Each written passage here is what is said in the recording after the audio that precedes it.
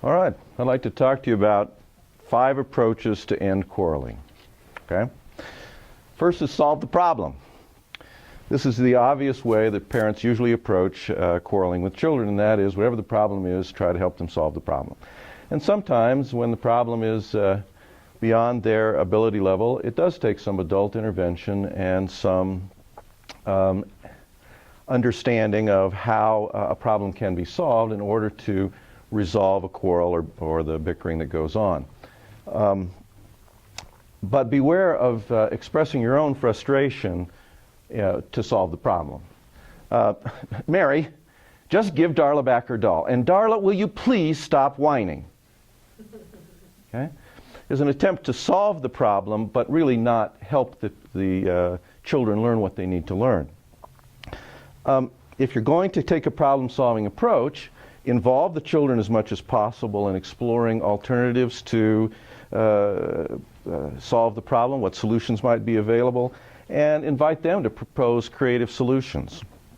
Now, this approach has its limits because very often the bickering is the problem. Okay? Mom, Jason's breathing on me. Okay, is not a problem that can be solved by figuring out when and where Jason can breathe and when not. Okay? So let's explore some other approaches. One is you can refuse to be a participant or a witness to bickering.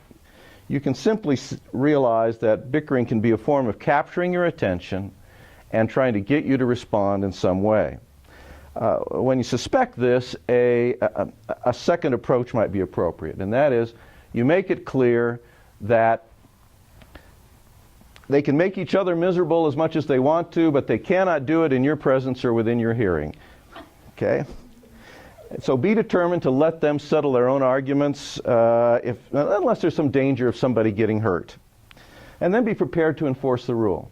So this means that if you hear bickering occurring, you're not going to respond to what the issue is that they're bickering about, but rather to the fact that you're hearing it. Okay? I think that means then the next step is 20 minutes in the room, after which, and this is the important part, you then assign them a task that they're supposed to do together, cooperatively. And you tell them, if I hear bickering again while this is going on, while you're completing this task, we're going to repeat this process. Okay? The key is to act immediately when the bickering starts. Don't make any reference to the disputed issue, but emphasize that they simply are not allowed to fight and argue when you can hear it. Separating the children emphatically and quickly helps to diffuse the situation and reinforces the message that you just aren't going to listen to bickering. And giving them a choice or giving them a chore to do together helps them learn to cooperate instead of to quarrel. Number 3, think prevention. If you start out on a long trip to Grandma's house and you're thinking to yourself, maybe they won't fight this time, you are not on the way to Grandma's house. You are headed straight to La La Land. Okay? Okay? So if you, instead of wishing that they won't quarrel, have some preparation or prevention strategies available. Change the seating arrangement periodically. Stop often to let them work out the wiggles. Involve them in interaction with you in songs or jokes or games, or pack an activity bag with games and treats and that sort of thing. You can think prevention at home too. For instance, if the children seem to fight more right when they get home from school, maybe that's a time when they need more structure, when you need to have some scheduling, when you need to have them doing separate things so that there's a more orderly handling of that situation, which can prevent then the quarreling. Now, the long-term solution is to teach relationship skills. Okay?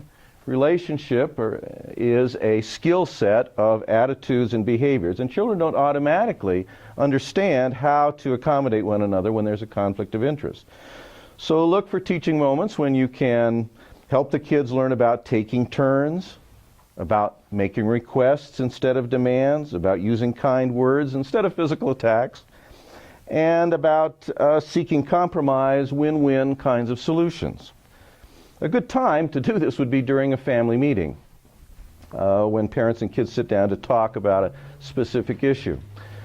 But get creative. I think one idea is to have the children write a script with you about handling a problem between two kids, and then role play the skit. Work out the solution through the script that you write and have the kids practice that as a way of kind of installing these ideas. Finally, number 5, reinforce pro-social behavior. Nearly all kids want to please their parents, and if you're looking for pro-social behavior, that will occur, that they are handling problems at least some of the time without quarreling, and that's what you want to pay attention to. That's when you want to say, hey, you're really learning how to get along with other people. This is really cool. Wow, you handled that really well when your sister got mad at you. A hug doesn't hurt either. Okay? All right, so you got 5 ways, 5 approaches to handling quarrels. Good luck.